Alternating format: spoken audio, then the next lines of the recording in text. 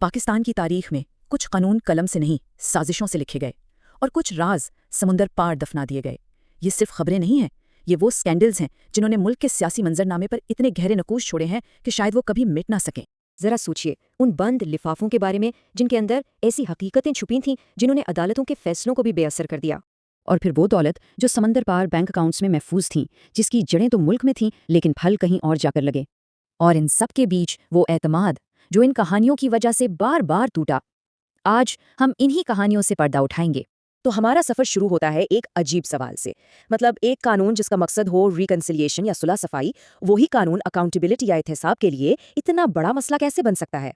तो चलिए खोलते हैं अपनी पहली case file, the national reconciliation ordinance, जिसे आम जबान में NRO भी कहते हैं। इसे अक्सर इम्प्यूनिटी यानी सजा से बच निकलने का ऑर्डिनेंस भी कहा जाता है। तो आखिर ये NRO था क्या? बिल्कुल सादे लफ्जों में ये एक ऐसा कानून था जिसने करप्शन जैसे संगीन इल्जामात में मुलविस हजारों लोगों को एक झटके में आम माफी दे दी। नतीजा, उनके खिलाफ सारे मुकदमे खत्म। इस कानून की उम्र कोई बहुत लंबी नहीं थी, लेकिन इसका असर बहुत गहरा था।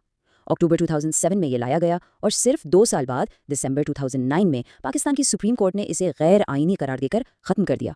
लेकिन इन 2 सालों में जो होना था वो हो चुका था। तो यहाँ पे मसला क्या था? देखिए, हर कहानी के 2 पहलू होते हैं।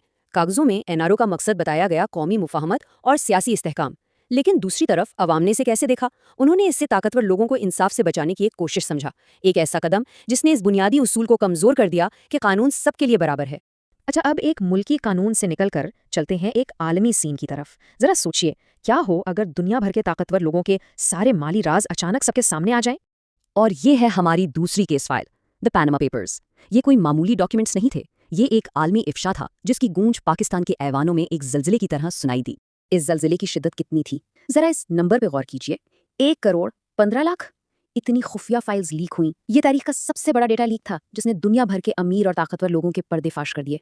तो सवाल ये है कि ये सब होता कैसे था? इसका तरीका बहुत सिंपल है लेकिन बहुत क्लेवर। पहले टैक्स हेवन्स यानी ऐसी जगहों पर जहां टैक्स ना होने के बराबर होता है, गुमनाम शेल कंपनीज बनाई जाती हैं। फिर सारी दौलत और जायदाद इन कंपनीज के नाम कर दी जाती है ताकि असली मालिक का नाम छुपा रहे। पैनामा पेपर्स लीक ने इसी पूरे निजाम को दुनिया के सामने बेनकाब कर दिया। और पाकिस्तान में तो इसके असरात फौरन और बहुत शदीद नजर आए। एक सियासी तूफान खड़ा हो गया। उस वक्त के वजीर आजम समेत बहुत सी आला शख्सियात के खिलाफ तहकीकात शुरू हो गईं और ऑफशोर दौलत का मसला मुल्क की सियासत का मरकजी मौजू बन गया।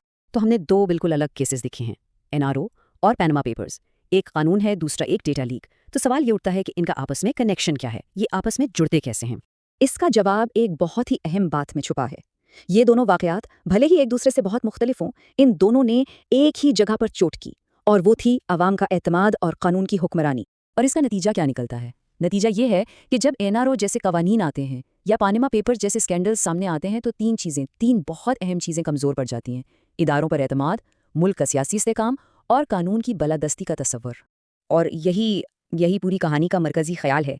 जब लोगों को ये महसूस होने लगता है कि एहतिसाब सबके लिए नहीं बल्कि सिर्फ कुछ खास लोगों के लिए है, तो रियासत के ऊपर एक शैडो स्टेट यानी पर्दा गैब रियासत का साया मंडलाने लगता है। एक ऐसा निज़ाम जो शायद कानून की पकड़ से बाहर काम करता है।